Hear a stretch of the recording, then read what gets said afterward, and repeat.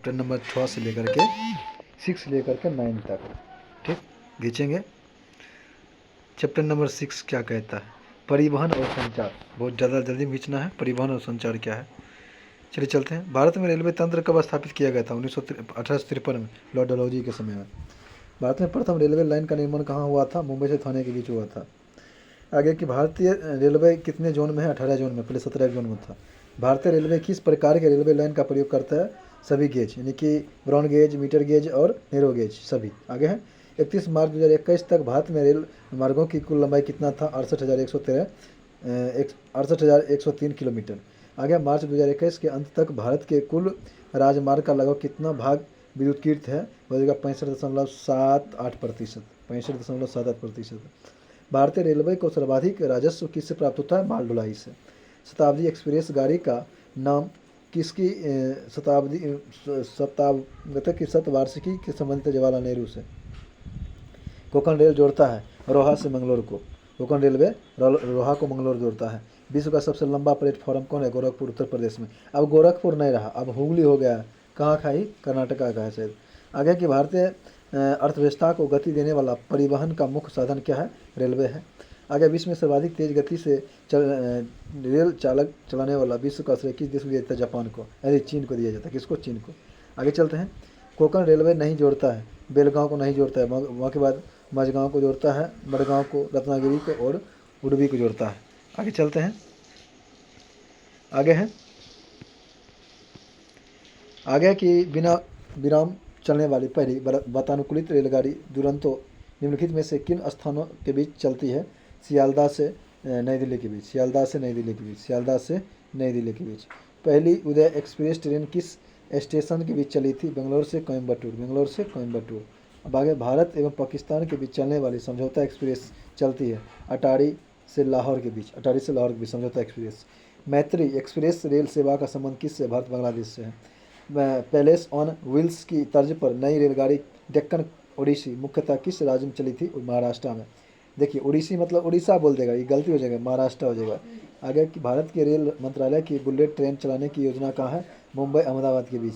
अभी तो कलकत्ता में उसका बनाया गया है, हुबली हावड़ा। आगे हावड़ा के हुबली के मध्य प्रथम रेलगाड़ी कब चली थी? 16 अगस्त 1854 को।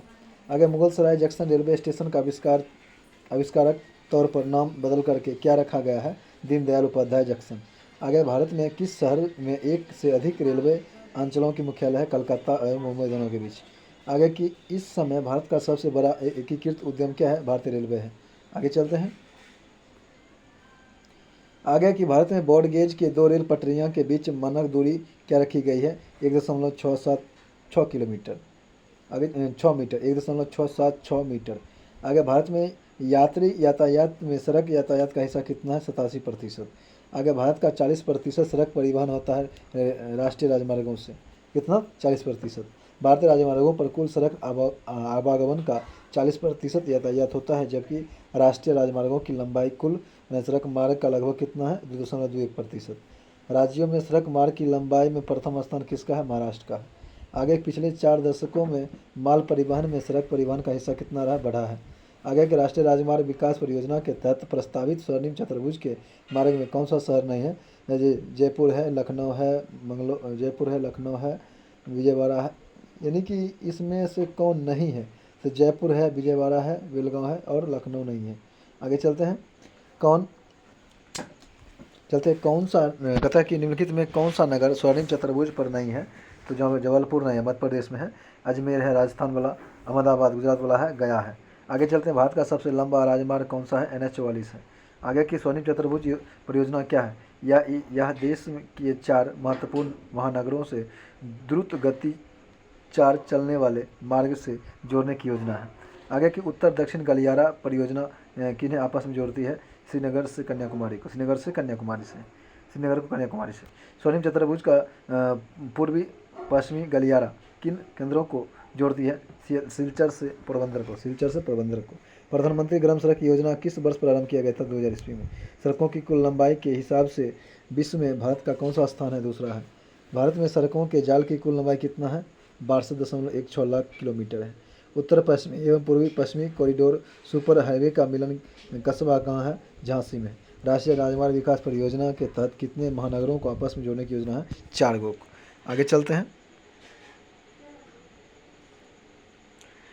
आगे है कि देश के महत्वपूर्ण शहरों और राजधानियों को जोड़ने वाला राजमार्ग राष्ट्रीय राजमार्ग है। आगे है कि राष्ट्रीय राजमार्ग किस परियोजना के तहत अपने कितने राज्यों को राजधानियों से जोड़ता है? 16। राष्ट्रीय राजमार्ग विकास परियोजना के संदर्भ में निम्नलिखित कथनों पर विचार कीजिए। बेलगांव और नेल्लौर स्वर्णिम चतुर्भुज पर स्थित है, जो सही है, केवल एक सही है। आगे चलते हैं। भारत में राष्ट्रीय राजमार्ग की कुल संख्या कितना? 1,36,440 किलोमीटर, 1,36,440 किलोमीटर है। देश में राष्ट्रीय नई सड़क नीति कब बनाई गई थी? 1997 में। आगे दिल्ली, मुंबई, चेन्नई और कोलकाता को जोड़ने वाले स्वर्ण चतुर्भुज कहाँ से गुजरती है? बड़ोदरा, पुणे और विशाखापट्टनम, वाराणसी से। किस एक्सप्रेसवे का नाम अटल पथ घोषित किया गया है? बुंदेलखंड एक्सप्रेसवे। आगे राष्ट्रीय राजमार्ग 66 को पहले किस नाम जाना जाता था? NH-70। आगे कि किन भारतीय शहरों को उनकी स्थिति के कारण जीरो माइल सिटी के रूप में जाना जाता है? नागपुर को। आगे की 1990 में प्रारंभ की गई एयर टैक्सी सेवा किसके द्वारा उपबंध कराई जाती है? निजी क्षेत्रों के द्वारा। किस हवाई अड्डा के मार्ग से 1994 से 95 के दौरान सर्वाधिक मात्रा में स्वर्ण यातायात होने के कारण उसे स्वर्णिम कहा गया था? कोझिकोड को याद रखिएगा। आगे कि किस भारतीय राज्य में सबसे अधिक हवाई अड्डा है? गुजरात में। आगे है कि कौन विशाखापट्टनम पूरी तरह से सौर शक्ति से चालित विश्व का प्रथम विमानपत्तन बन गया है? कोच्चि अंतर्राष्ट्रीय विमानपत्तन लिमिटेड, केरल में। आगे स्वदेश निर्मित प्रथम बहुउद्देशीय यात्री विमान कौन है? सारस है। भारत सरकार की एक प्रमुख योजना उड़ान किससे संबंधित है? नगर विमानन से। आगे चलते हैं। भारत की निजी विमान सेवा कंपनी में सर्वप्रथम किस देश के लिए उड़ान प्रारंभ किया है? श्रीलंका। आगे एयर इंडिया इंटरनेशनल लिमिटेड का सार्वजनिक क्षेत्र निगम के रूप में राष्ट्रीयकरण कब हुआ था? 1 अगस्त 1953 को। नागरिक विमान एयरबस बनाने वाली कंपनी किस देश की है? फ्रांस की है। भारत के राष्ट्रीय राजमार्ग की संख्या कितना है? 111 है। भारत में बड़े बंदरगाहों की संख्या 13 है। रासायनिक उत्पादों के यातायात निर्यात हेतु भारत का प्रथम रासायनिक बंदरगाह कहाँ स्थापित किया? दहेज, गुजरात में। आगे की एल्नोर बंदरगाह का विकास किस बंदरगाह पर बढ़ते दबाव को कम करने के लिए किया गया है? चेन्नई। किस बंदरगाह पर कोयला के लदान हेतु यंत्रीकृत सुविधाएं उपलब्ध कराई जा रही है? पारादीप। बेलाडीला से प्राप्त होने वाले लौह अयस्क किस बंदरगाह से निर्यात किया जाता है? विशाखापट्टनम से। जवाहरलाल नेहरू बंदरगाह कहाँ स्थित है? मुंबई में। भारत का सबसे बड़ा बंदरगाह कौन है? मुंबई है। कोचीन बंदरगाह कहाँ स्थित है? मलावा तट पर। आगे के पारादीप बंदरगाह का विकास किस बंदरगाह का भार कम करने के लिए किया गया है? कोलकाता, विशाखापट्टनम को। आगे भारत में सूती वस्त्र और मशीनरी का सर्वाधिक निर्यात किस बंदरगाह से होता है? मुंबई से। आगे है निम्नलिखित में से कौन सा कथन सत्य नहीं है? मुंबई देश का सबसे बड़ा बंदरगाह, जो सही है। कांडला एक ज्वारीय बंदरगाह, सही है। बारहवां गोवा देश का सबसे बड़ा बंदरगाह, गलत है। आगे है यही गलत है। आगे चेन्नई देश का सबसे प्राचीन बंदरगाह, ये सही है। आगे है कौन सा कथन कृत्रिम पोतवाश्रय है? ये हो जाएगा आपका चेन्नई, याद रखिएगा। देश का सबसे बड़ा बंदरगाह विशाखापट्टनम है। कोझिकोड बंदरगाह कहाँ स्थित है? केरल में। पारादीप बंदरगाह कहाँ है? उड़ीसा में। आगे चलते हैं। आगे है उत्तर से दक्षिण की ओर चलते हुए निम्नलिखित बंदरगाहों में कौन सा समूह जो है सही क्रम है? पारादीप होगा, उधर से पश्चिम, उत्तर पश्चिम पारादीप हो जाएगा, फिर विशाखापट्टनम हो जाएगा, चेन्नई और तूतीकोरिन हो जाएगा। पाबीचेतु यानी कि पारादीप, विशाखापट्टनम, चेन्नई और तूतीकोरिन। आगे है कि भारत के बड़े बंदरगाहों में से किनका नाम बदल करके दीनदयाल पोर्ट के नाम से रखा गया है? कांडला गुजरात पड़ता है। वह पत्तन जिसे देश का पहला कॉरपोरेट पत्तन का दर्जा प्रदान किया गया था, एन्नौर पत्तन है। भारत में अंतःस्थलीय राजमार्ग के लिए प्रयोग की जाने वाली नदी कौन सी है? गंगा है। भारत के निम्नलिखित बंदरगाहों में कौन सा एक उड़ीसा तट पर स्थित है? पारादीप। आगे कौन सा गुजरात का बंदरगाह कस्बा नहीं है? जामनगर है, बाकी बाद ओखा है। जामनगर नहीं है, बाकी बाद ओखा है, पोरबंदर है और वेरावल है। कहता है कि राष्ट्रीय अंतर्देशीय नौवहन संस्थान कहाँ अवस्थित है? पटना में है। देश का सबसे लंबा आंतरिक राजमार्ग कौन सा है? कोल्लम कोट्टापुरम। अगर वर्तमान मुंबई बंदरगाह के दबाव को कम करने के लिए कौन से पत्तन का निर्माण किया जा रहा है? नन्हा सेवा पत्तन। आगे चलते हैं। गंगा नदी के किस भाग को राष्ट्रीय राजमार्ग घोषित किया गया है? इलाहाबाद से हल्दिया को। किस राज्य में दो या दो से अधिक बंदरगाह हैं? तमिलनाडु में। टेलीफोन नेटवर्क की दृष्टि से भारत का विश्व में कौन सा स्थान है? तीसरा। टेलीफोन सेवा कंपनी ने विश्व विदेशी प्रत्यक्ष निवेश के लिए संशोधित ऊपरी होना निम्नलिखित में से क्या है? 74% है। देश विदेश के टेलीफोन ट्रैफिक के बेहतरीन संचालन के लिए देश का पहला टेलीपोज कहाँ स्थापित किया गया है? वो किया गया आपका बंगलोर में। मोबाइल फ़ोन का प्रयोग करने वाले लोगों की सर्वाधिक संख्या किस देश में? चीन में। विश्व में प्रति 1000 व्यक्ति पर मोबाइल फ़ोन इस्तेमाल करने वाले की सर्वाधिक संख्या किस देश में पाई जाती है? लग्जमबर्ग में। आगे, विश्व में सेल फोन का सबसे बड़ा उत्पादक देश कौन सा है? चीन है। आगे चलते हैं। भारत का पहला ग्लोबल टेलीकॉम सिटी कौन सा है? हो जाएगा आपका बंगलोर।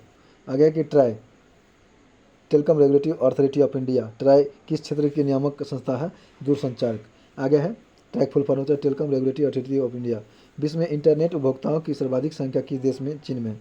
कुरियर सेवा से प्रतिस्पर्धा के लिए भारतीय डाक विभाग ने द्रुत डाक सेवा का कब आरंभ किया था?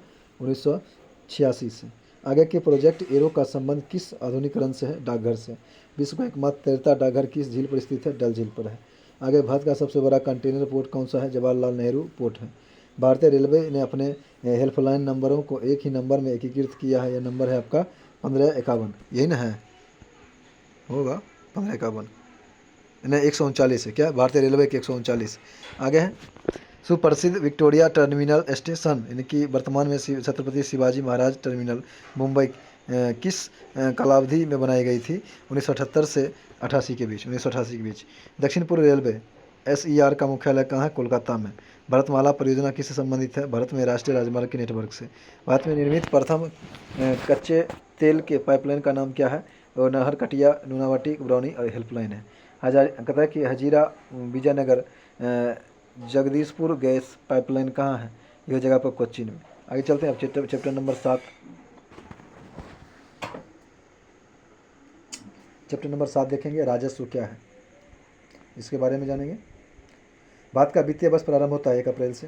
बजट एक पत्र लेखा पत्र है सरकारी राजकोषीय नीति का। बजट एक लेखा पत्र है सरकार की राजकोषीय नीति का।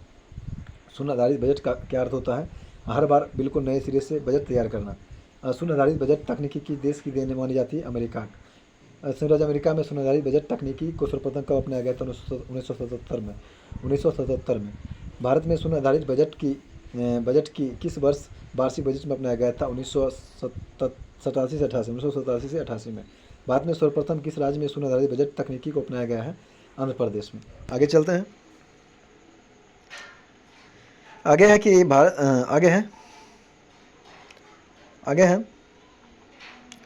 भारत में शून्य आधारित बजट प्रणाली कब अस्तित्व में आया था? 7वीं पंचवर्षीय योजना के समय में। वह 87-88 में। आगे है कि वार्षिक वित्तीय विवरण बजट संसद के दोनों सदनों के समक्ष पहुंचाया जाता है राष्ट्रपति के द्वारा। केंद्र सरकार के बजट के चालू खाते में व्यय की सबसे बड़ी मद क्या होता है? केंद्रीय योजना। आगे है भारत को अधिकतम कर प्राप्त होता है निगम कर से। केंद्र सरकार का गैर योजना व्यय अंग नहीं है विज्ञान और तकनीकी हेतु विकास हेतु आवंटन। भारत सरकार की कुल कर आय में सर्वाधिक योगदान किसका है? केंद्रीय अखबारी कर का। आगे चलते हैं। आगे की संघीय बजट को अधिकतम आय प्राप्त होता है कॉरपोरेट कर से। आगे कौन सा स्रोत संघ सरकार का स्रोत नहीं है? व्यापार कर। राजकोषीय घाटे और बजटीय घाटे का अंतर किसके बराबर होता है? सार्वजनिक ऋण का। आगे कि प्रत्यक्ष करों में से किस कर से सरकार को अधिकतम राजस्व की प्राप्तियाँ होती है? होता है आपका निगम कर से। आगे चलते हैं।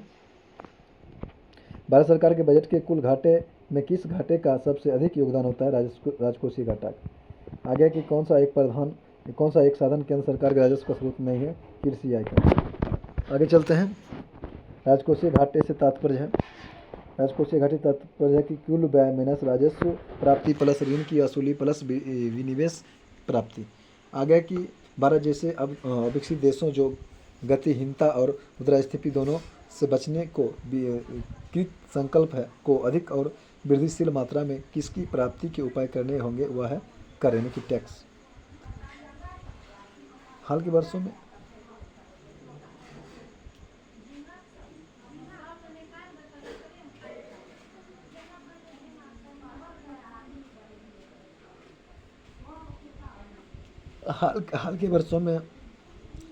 में संघीय सरकार के बजट में व्यय का सबसे बड़ा मद है ब्याज की अदायगी। क्या हो जाएगा? ब्याज की अदायगी।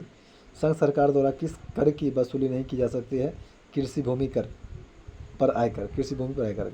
आगे की यदि सरकार का बजट 1 अप्रैल तक न पारित हो सके तो सरकारी व्यय किस आधार पर किया जाएगा? लेखानुदान पर। लेखानुदान और अंतरिम बजट के बीच क्या अंतर होता है? इसके बारे में जानेंगे। अस्थायी सरकार लेखानुदान के प्रावधान का प्रयोग करती है, जबकि कार्यवाहक सरकार अंतरिम के प्रावधान का प्रयोग करता है। गलत। लेखानुदान सरकार के बजट के व्यय पक्ष मात्र से संवर्धित होता है, जबकि अंतरिम बजट में व्यय और आवृत्ति दोनों सम्मिलित होते हैं। केवल 2 सही है। आगे चलते हैं।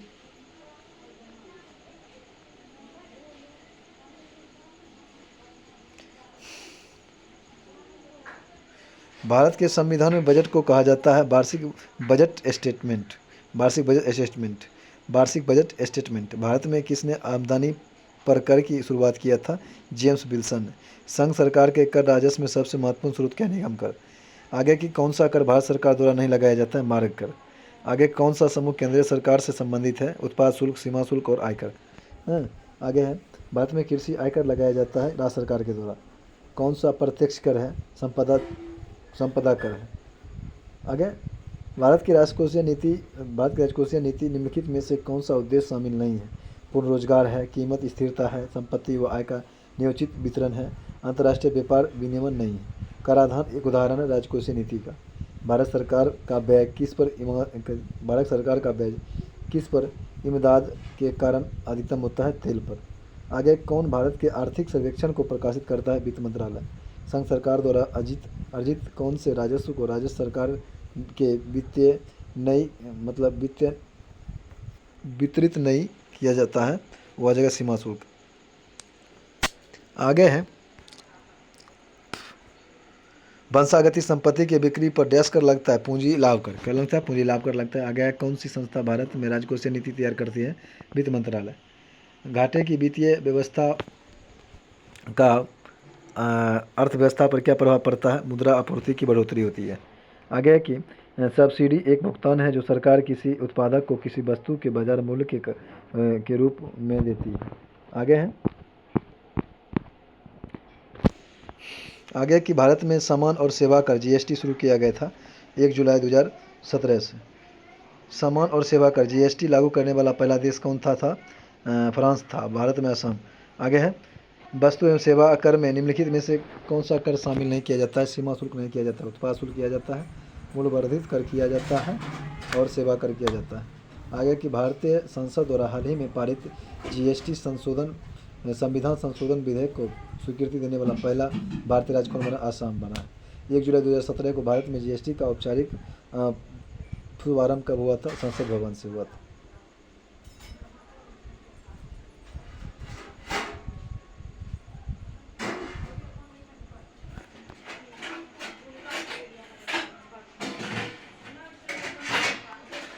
जीएसटी परिषद द्वारा लॉटरी पुरस्कार के लिए निर्धारित की गई समान जीएसटी दर क्या होता है? 28%। भारत के केंद्रीय बजट में राजकोषीय घाटा का तात्पर्य होता है? राजकोषीय घाटा बताता है कि सरकार को अपना खर्चों को पूरा करने के लिए कितना और पैसा की जरूरत पड़ेगी। आगे है स्वतंत्र भारत का प्रथम बजट देश द्वारा प्रस्तुत किया गया था 1947 के द्वारा। भारत में किस वर्ष रेलवे बजट को होम बजट से अलग किया गया था? 2017 में। अब आ गया आपका चैप्टर नंबर 8 इसको देख लेंगे। भारत में आर्थिक नियोजन, इसके बारे में जानेंगे। आर्थिक नियोजन क्या है?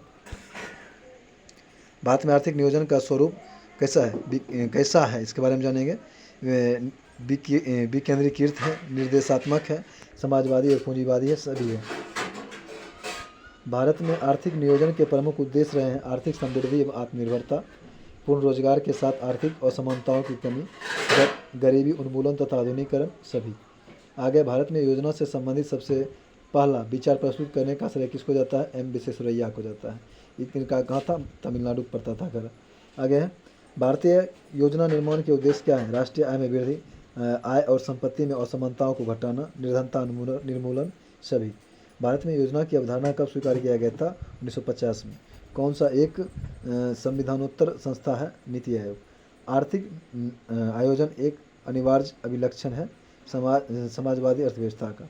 भारत सरकार ने नीति आयोग की स्थापना निम्नलिखित में से किस संस्थान लेने के लिए किया था? किसका? योजना आयोग।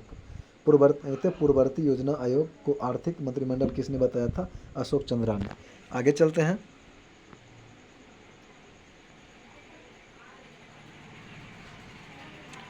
आगे पूर्ववर्ती योजना आयोग का गठन किसकी अनुशंसा पर हुआ था? राष्ट्रीय योजना सलाहकार बोर्ड की संस्था पर। भारत में आर्थिक नियोजन का प्रारंभ हुआ था 1 अप्रैल 1951 को। भारत के लिए नियोजित अर्थव्यवस्था नामक पुस्तक के लेखक कौन है? एम विश्वेश्वरैया है। नियोजित planning and the poor B S. Minhas, लेखक कौन? बी.एस. मिन्हास है। आगे स्वतंत्रता पूर्व डॉक्टर एम विश्वेश्वरैया ने भारत में नियोजन की एक योजना प्रस्तुत की थी। उसकी यह योजना कितनी वर्षीय थी? 10 वर्षीय थी। राष्ट्रीय योजना समिति की स्थापना कब की गई थी? 1938 में। राष्ट्रीय योजना समिति के अध्यक्ष पद पर नियुक्त होने वाले पहले व्यक्ति कौन थे? जवाहरलाल नेहरू थे। राष्ट्रीय योजना समिति की रिपोर्ट कब प्रस्तुत किया गया था? 1949 में। आगे की 1944 में गांधीवादी योजना की प्रतिपादन किया था श्रीमन नारायण अग्रवाल ने। आगे है 1944 में कुछ उद्योगपतियों ने एक योजना का प्रारूप प्रस्तुत किया था। योजना का नाम था बम्बई प्लान। आगे की जन योजना का प्रारूप किसने तैयार किया था? M.N. रॉय ने। आगे चलते हैं। आगे है सर्वोदय योजना का प्रारूप किसके द्वारा तैयार किया गया था? जयप्रकाश नारायण के द्वारा। भारत सरकार ने एक पृथक विभाग नियोजन एवं विकास विभाग कब खोला था? 1944 में। आगे की नियोजन एवं विकास विभाग का कार्यकारी सदस्य किसे नियुक्त किया गया? आरदेसर दलाल को। दलाल स्टेट कहाँ था? मुंबई में, याद रखिएगा। आगे है भारत में नियोजित आर्थिक विकास शुभारंभ किया गया था कब? 1951 में।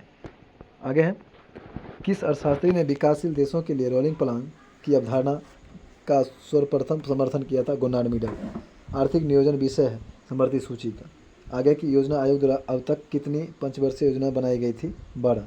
आगे की योजना आयोग द्वारा अब तक कितनी वार्षिक योजनाएं बनाई जा चुकी है? 7। आगे की निम्नलिखित सुमित नहीं है, कौन मिलान गलत है?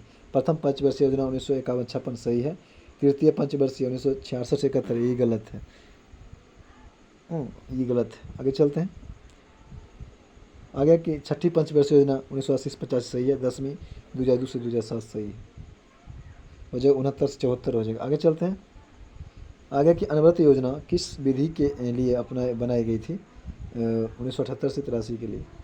भारत में योजना के आरंभ में किसी भी पंचवर्षीय योजना में अनारक्षित कुल वर्षों की संख्या 6 है। भारत में योजना अवकाश था 1966 के सूखे के पश्चात। निम्नलिखित में सही क्या है? प्रथम पंचवर्षीय योजना में कृषि को प्राथमिकता दी गई थी। चौथी पंचवर्षीय योजना स्थिरता के साथ विकास एवं आत्मनिर्भरता। पाँचवीं पंचवर्षीय योजना न्यूनतम आवश्यकता कार्यक्रम। ये सभी हो जाएगा। आगे किस पंचवर्षीय योजना के दौरान आर्थिक समृद्धि दर लक्ष्य से अधिक नहीं था? द्वितीय। आगे निम्नलिखित योजनाओं को कार्यक्रम के मेल करें। प्रथम योजना हुआ था सामुदायिक विकास। द्वितीय योजना तीव्र उद्योगीकरण। तृतीय योजना आधारभूत उद्योगों का प्रसार।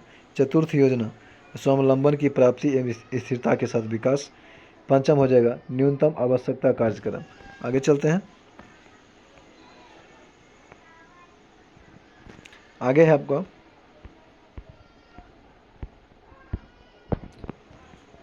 आगे है प्रथम पंचवर्षीय योजना किस क्षेत्र को प्राथमिकता दी? कृषि क्षेत्र। प्रथम पंचवर्षीय योजना विकास किस मॉडल पर आधारित था? Herald Domar. आगे भारत में औद्योगिकरण की प्रक्रिया किस पंचवर्षीय योजना प्रारंभ किया गया था? द्वितीय में।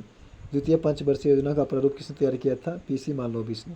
खादी एवं ग्रामीण उद्योग की स्थापना किस पंचवर्षीय योजना के अंतर्गत किया गया था? दूसरी। उद्योग के विकास तथा औद्योगिकरण की नीति किस योजना का अंग थी? द्वितीय।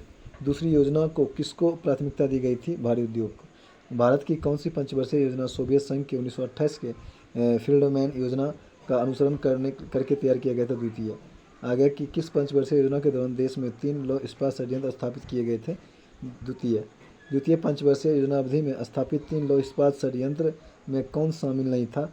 दुर्गापुर, भिलाई और राउरकेला नहीं था। बोकारो नहीं, दुर्गापुर था, भिलाई था, राउरकेला था, बोकारो नहीं था। बोकारो पड़ता है झारखंड में। आगे दुर्गापुर पश्चिम बंगाल में, भिलाई छत्तीसगढ़ उड़ीसा में, राउरकेला ब्राह्मणी नदी पर है, ये भी उड़ीसा में पड़ता है। आगे की द्वितीय पंचवर्षीय योजना में किस क्षेत्र के विकास पर सर्वाधिक बल दिया गया था? अधोसंरचना पर। द्वितीय पंचवर्षीय योजना का मुख्य उद्देश्य क्या था? अर्थव्यवस्था को स्वतः विकास की गति प्रदान करने हेतु एक प्रबल प्रयास करना। आगे है भारत सहायता क्लब की स्थापना किस पंचवर्षीय योजना के दौरान की गई थी? द्वितीय। पंचवर्षीय योजना के इतिहास में भारत की सर्वाधिक असफल योजना किसे माना जाता है? तृतीय पंचवर्षीय योजना का मुख्य उद्देश्य क्या था? आत्म पोषित विकास। तृतीय पंचवर्षीय योजना की कार्यनीति में सर्वाधिक बल किस क्षेत्र पर दिया गया था? कृषि पर। आगे चलते हैं। आगे भारत की किस पंचवर्षीय योजना ने अपनी प्राथमिकता को विकास से हटा करके प्रतिरक्षा की ओर संकेंद्रित किया था? तीसरी। आगे कि किस वर्ष पंचवर्षीय योजना की उच्च प्राथमिकता मुद्रास्फीति को नियंत्रित करने और आर्थिक स्थिति में स्थिरता लाने की थी? चौथी पंचवर्षीय योजना 1969 से 74। किस पंचवर्षीय योजना अवधि के दौरान सरकार ने यह कृषि नीति अपनाई जिसने हरित क्रांति को जन्म दिया था? तृतीय।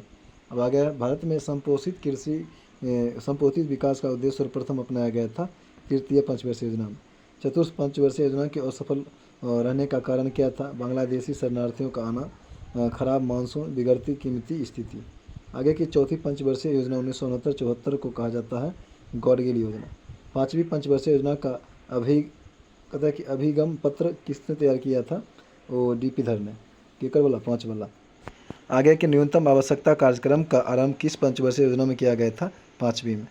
भारत में न्यूनतम आवश्यकता तथा निर्देशक गरीबी विरोधी कार्यक्रम की अवधारणा किस पंचवर्षीय योजना में शामिल थी? 5वीं में। आगे गरीबी हटाओ का आह्वान किस पंचवर्षीय योजना में सम्मिलित किया गया था? 5वीं में। 5वीं पंचवर्षीय योजना का मूल उद्देश्य क्या था? गरीबी हटाओ। आगे कि कौन सी पंचवर्षीय योजना केवल 4 वर्ष के लिए था? 5वीं। आगे 5वीं पंचवर्षीय योजना के 2 मुख्य उद्देश्यों में से एक निर्धनता निवारण था, दूसरा का कौन था? आत्मनिर्भरता की प्राप्तियाँ। आगे है राष्ट्रीय कृषि और ग्रामीण विकास बैंक नाबार्ड की स्थापना किस पंचवर्षीय योजना के दौरान की गई थी? 6ठी। किस पंचवर्षीय योजना में योजनागत परिव्यय के प्रतिशत के रूप में विद्युत उत्पादन पर सर्वाधिक बल दिया गया था? 6ठी में। आगे है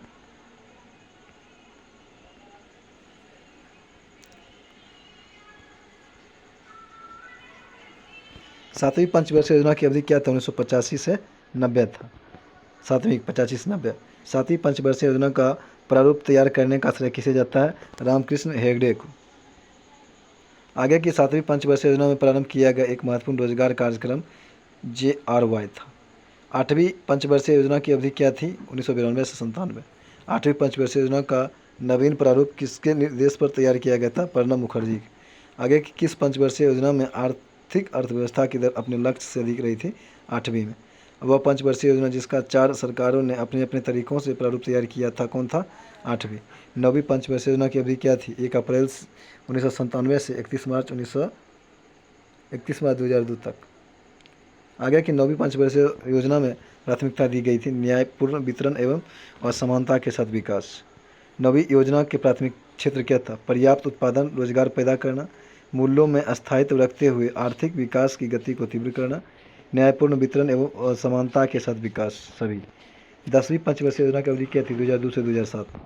10वीं पंचवर्षीय योजना 2002 से 2007 के दौरान किस वर्ष भारत में आर्थिक वृद्धि दर कम रही थी? 2002 से 2003।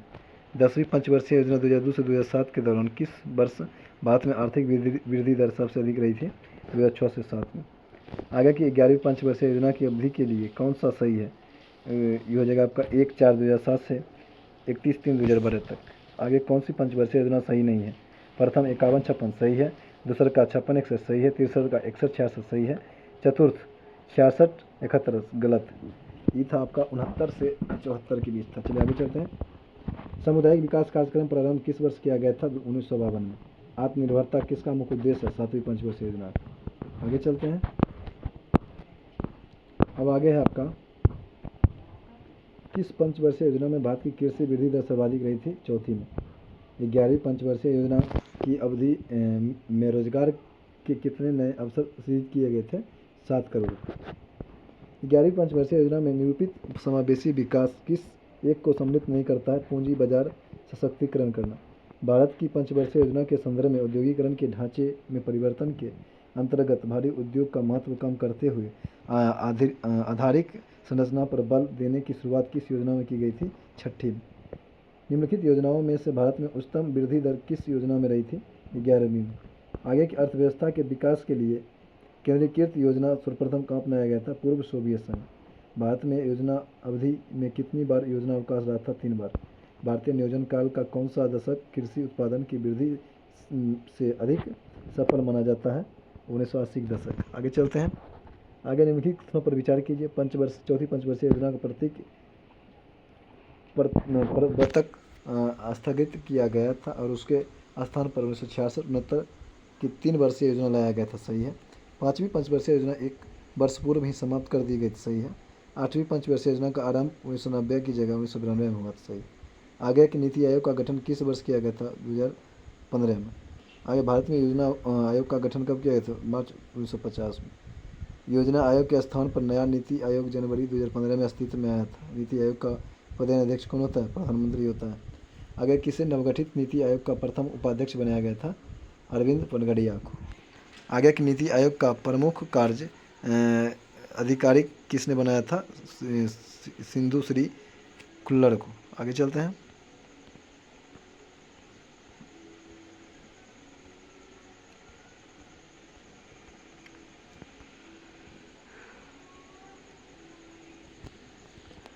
नीति आयोग के उपाध्यक्ष को भारत सरकार के सरकारी वरीयता क्रम में महत्व दर्जा दिया जाता है, भारत सरकार के कैबिनेट मंत्री के समान।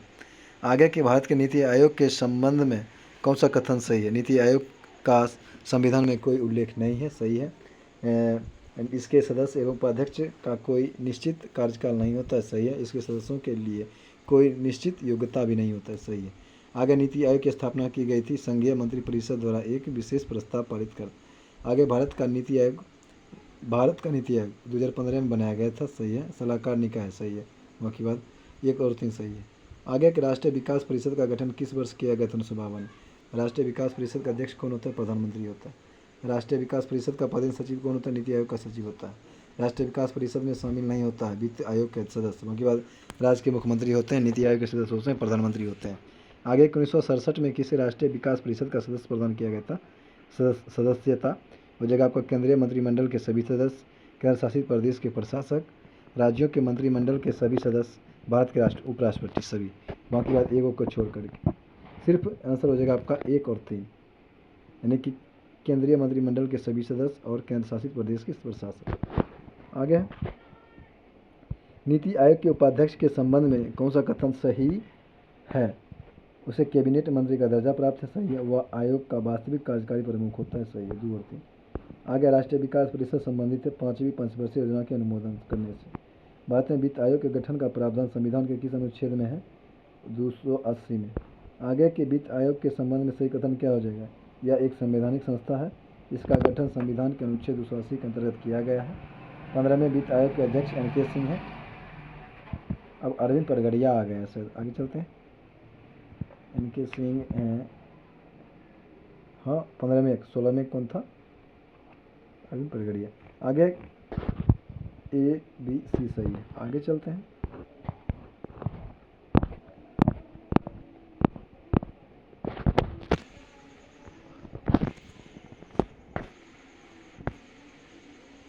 आगे है आगे कि अभी तक कुल कितने वित्त आयोग का गठन किया गया है? देखिए अभी तक तो वित्त आयोग हो गया है आपका, यहाँ 14 को देने हैं, लेकिन वित्त आयोग हो जाएगा आपका 16 के आसपास, देखना पड़ेगा। आगे प्रथम वित्त आयोग का अध्यक्ष कौन है? KC नियोगी है। कौन अभी तक गठित किए गए किसी भी वित्त आयोग का अध्यक्ष नहीं है। और वित्त आयोग अभी तक हो जाए आपका कितना हो गया है? 16 को। आगे कि कौन अभी तक गठित किए गए किसी भी वित्त आयोग का अध्यक्ष नहीं रहे हैं? तो अमरीश बागची नहीं रहे हैं। वित्त आयोग का गठन कितनी अवधि के लिए किया जाता है? 5 वर्ष के लिए। 5वें वित्त आयोग का अध्यक्ष कौन होता है? NK सिंह। केंद्र एवं राज्य के बीच वित्तीय विवादों के निपटारे हेतु मुख्य एजेंसी वित्त आयोग है। वित्त आयोग कहता है कि वित्त आयोग संविधान के केंद्र एवं राज्यों के बीच बंटवारे का निर्णय लेता है। आगे चलते हैं। निम्नलिखित में कौन सा एक विकास कार्य नीति के नेहरू मालनोबिस मॉडल का अभिलक्षण नहीं है? सार्वजनिक क्षेत्र में औद्योगिक निर्गमन और निवेश, यही नहीं है। बाकी बात पूंजीगत मामले के उद्योग का विकास है। अर्थव्यवस्था में राज्य की प्रमुख जो है अंतर्भाविकता है। सार्वजनिक क्षेत्र के विस्तार और महत्व के वृद्धि करना है। आगे की कौन सी 12वीं पंचवर्षीय योजना 2012 से 17 की कथित व्यापक दृष्टि और आकांक्षाओं की सर्वोत्तम व्याख्या है? हो जाएगा आपका तीव्रता धारणीय और अधिक समावेशी विकास। आगे है और हो जाएगा आपका आगे आगे है कि कौन सा एक द्वितीय पंचवर्षीय योजना के उद्देश्य नहीं है। बुनियादी और भागीदारी उद्योगों के विकास पर विशेष बल के साथ तेजी से औद्योगिकरण है। रोजगार के अवसर का व्यापक विस्तार है। खाद्यान्नों में आत्मनिर्भरता प्राप्त करना तथा उद्योग और निर्यात को ज़रूरतों को पूरा करने के लिए कृषि उत्पादक को बढ़ाना, यही नहीं है। आयात आय और संपत्ति में असमानताओं को घटाना है। आर्थिक शक्ति का अपेक्षाकृत अधिक समरूपण वितरण है। आगे की किस पंचवर्षीय योजना के दौरान आपातकाल लागू किया गया था और नए चुने हुए थे और जनता पार्टी चुनी गई थी। पाँचवीं पंचवर्षीय योजना। आगे के राष्ट्रीय विकास परिषद का गठन किस तिथि किया गया था? 6 अगस्त 1952 को। आगे चलते हैं।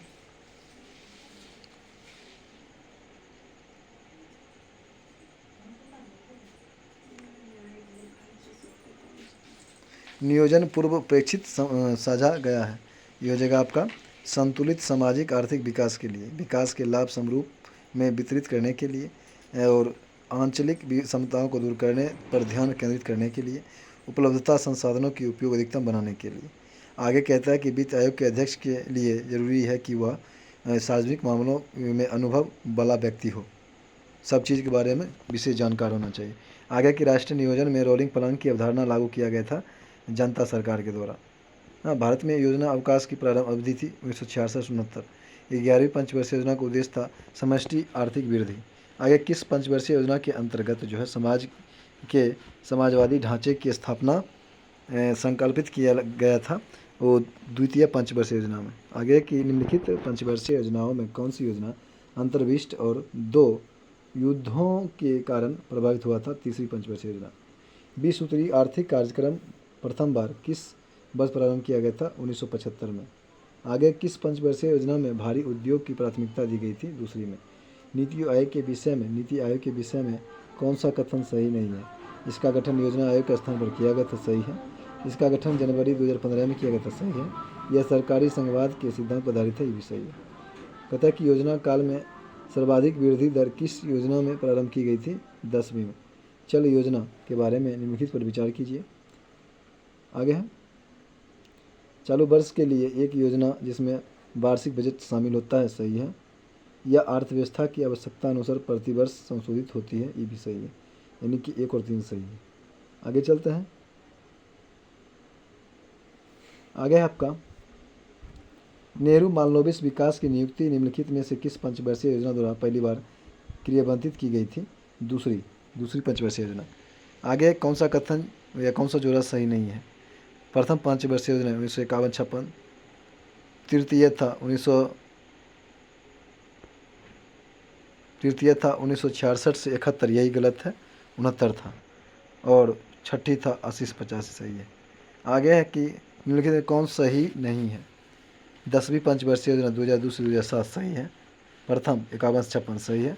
छठी 1980-85 सही है। और तीसरी योजना 1966 से 69 था, जो है 71 दे दी। आगे है कि कौन सा युग्म सही नहीं है? प्रथम पंचवर्षीय योजना होम रूल मॉडल पर आधारित था, सही है। द्वितीय पीसी मान लो भी सही है। तृतीय गॉडगिल योजना गलत है, आगत निर्गत पर आधारित था। आगे चलते हैं। 12वीं पंचवर्षीय योजना की अवधि थी 2012-17। भारत में नियोजित विकास का विरोध किसने किया था? महात्मा गांधी ने। कौन सुमिलित नहीं है? प्रथम 51-56, दूसरा का योजना 56-61, तीसरा का 61-66, चौथा 66-71 गलत, 69 से 74 था। आगे चलते हैं।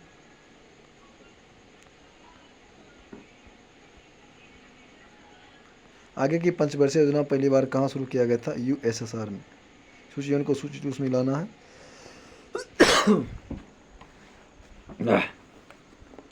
तीव्रतर एवं अधिक समावेशी हो जाएगा आपका 11वीं पंचवर्षीय योजना। तीव्रतर एवं अधिक समावेशी हो जाएगा 11वीं पंचवर्षीय योजना।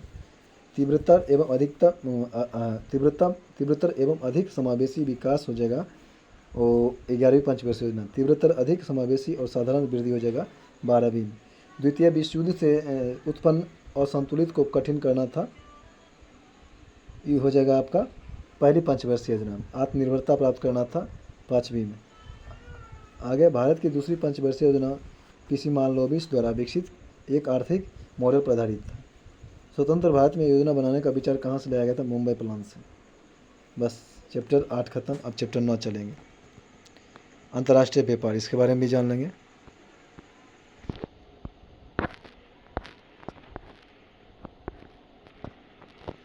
चलिए देखते हैं अंतर्राष्ट्रीय विकास क्या है। अंतर्राष्ट्रीय विकास का मूल आधार क्या है? निरपेक्ष लाभ और तुलनात्मक लाभ दोनों, निरपेक्ष और तुलनात्मक लाभ दोनों। आगे कि मुक्त व्यापार से क्या तात्पर्य है?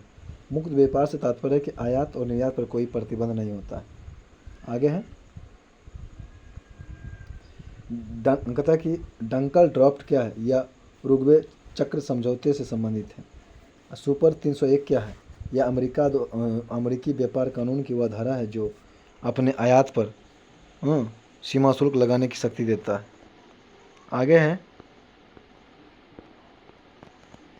आगे है कि अंतर्राष्ट्रीय व्यापार का मुख्य प्रहरी क्या है? WTO, world trade organisation. Break even बिंदु क्या है? वह स्थिति जब फर्म को ना लाभ हो और ना ही हानि हो। आगे है कि निर्यात मूल इकाइयों वे फर्म होती है जिसे आशा की जाती है कि वह उत्पादन का बड़ा भाग निर्यात करती है। आगे चलते हैं। ECGC का संबंध है निर्यात संवर्धन से। ट्रेड पॉइंट की स्थापना का उद्देश्य है आयात निर्यात संबंधी सूचनाओं का आदान प्रदान करने वाले देश। आते हैं बौद्धिक संपदा अधिकार से संबंधित व्यापार पहलू, ट्रिप्स, तथा व्यापार से संबंधित निवेश उपाय, ट्रिम्स, किससे संबंधित है? डंकल प्रस्ताव से। आगे की नियोजन काल में भारत का विदेशी व्यापार मात्रा एवं मूल्य दोनों में बढ़ा है। भारत में नियोजन काल में व्यापार संतुलन की दृष्टि से कौन सा कथन सत्य है? केवल 2 वर्षों में अनुकूल रहा है। आगे किन वर्षों में व्यापार संतुलन भारत में अनुकूल रहा है? 1972-73, फिर 76-77 में। आगे कहता है कि विगत कुछ वर्षों में भारत के विदेशी व्यापार के संदर्भ में कौन सा कथन सही है? आयात कम हुआ है किंतु निर्यात बढ़ गया, यही सही है। आगे की योजना अवकाश कितनी बार भारत का विदेशी व्यापार शेष अनुकूल रहा है? 2 बार। भारतीय निर्यात को प्रोत्साहित करने के लिए इंडिया बॉन्ड इक्विटी फंड किस मंत्रालय द्वारा स्थापित किया गया था? वाणिज्य मंत्रालय द्वारा। इंडिया बॉन्ड इक्विटी फंड की स्थापना कब किया गया था? 1996 में। कहता है कि मूल्य अनुसार भारत का निर्यात विश्व के कुल निर्यात का है 2% से कम। आगे कौन सा भारत का सबसे बड़ा निर्यातक मद है? वो जगह रत्न और आभूषण। आगे है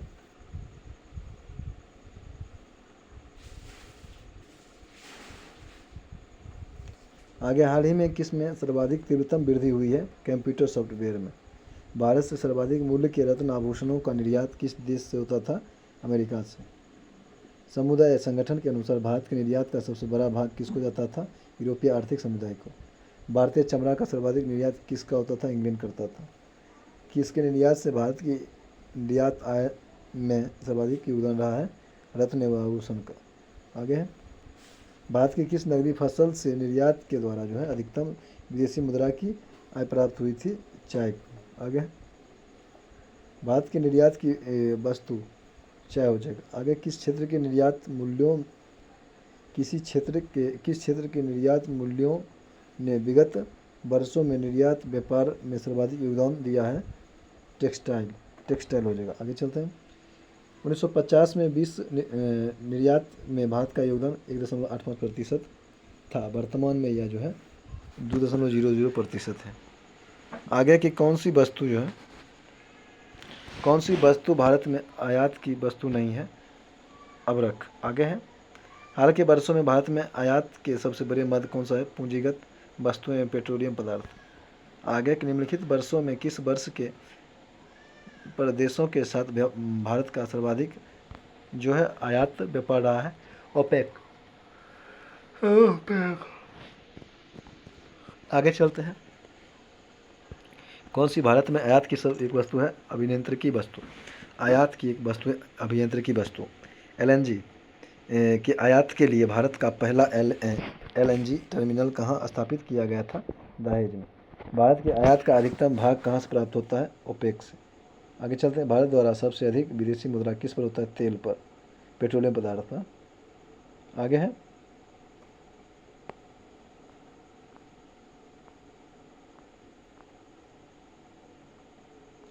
आगे है आपका,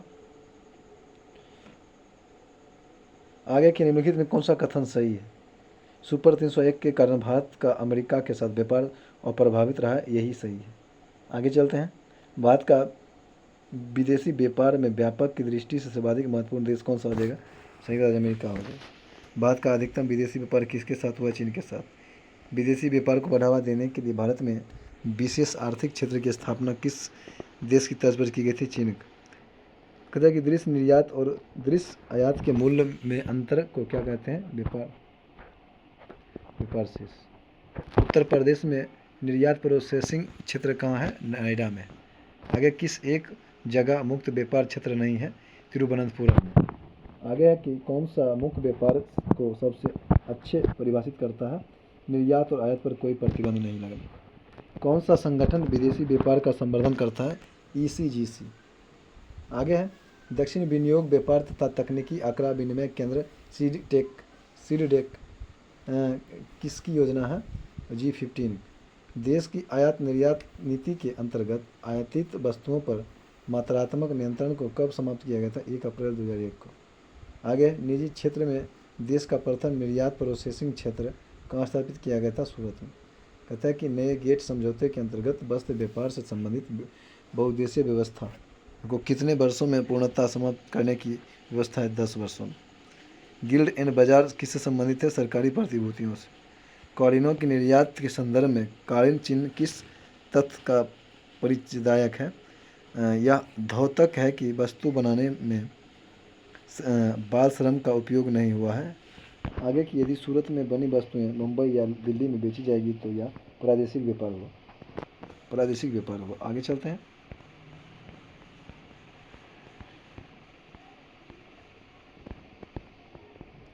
आगे कि भारतीय विदेश व्यापार संस्थान कहाँ स्थित है? नई दिल्ली में। भारतीय निर्यात की तीव्र प्रसार में सहयोग देने वाला मुख्य कारक क्या हो जाएगा? निर्यात एवं विविधीकरण। विश्व व्यापार संगठन WTO किस वर्ष क्रियान्वित हुआ था? 1995 में। आगे विश्व व्यापार संगठन WTO जिसका अंग है वह है आपका गेट सदस्यों द्वारा स्थापित एक अंतर्राष्ट्रीय व्यापार संगठन। किसी देश का भुगतान संतुलन किसका व्यवस्था अभिलेख है? किसी निर्धारित समय के दौरान सामान्यतः एक वर्ष में आयातित और निर्यात का लेन देन। आगे है भुगतान संतुलन में निहित होता है दृश्य व्यापार, अदृश्य व्यापार और ऋण। किस वर्ष में विदेशी विनिमय प्रबंधन अधिनियम FEMA प्रभावी हुआ था? 2003 में। भारत में फेरा का स्थान ले लिया है FEMA। अंतर्राष्ट्रीय बाजार में किस चीज़ की आपूर्ति में भारत का एक अधिकार है? अवरक। दो देशों के बीच वस्तु विनिमय को क्या कहा जाता है? द्विपक्षीय व्यापार। भारतीय निर्यात की मंद प्रगति का क्या कारण है? ऊंचे मूल्य, विदेशी प्रतियोगिता, निम्न स्तर का माल। भुगतान संतुलन शब्द का सर्वप्रथम प्रयोग किसके संदर्भ में किया गया था? आयात निर्यात से।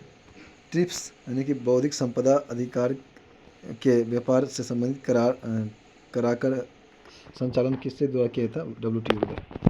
विदेशी व्यापार का भुगतान संबंधित भुगतान संतुलन से। इस देश के साथ वर्ष 2024-25 में भारत का निरंतर व्यापार जो है ना अधिक शेष रहा था संयुक्त अमेरिका के साथ। बस आज यहीं तक। चैप्टर 66 क्वेश्चन है।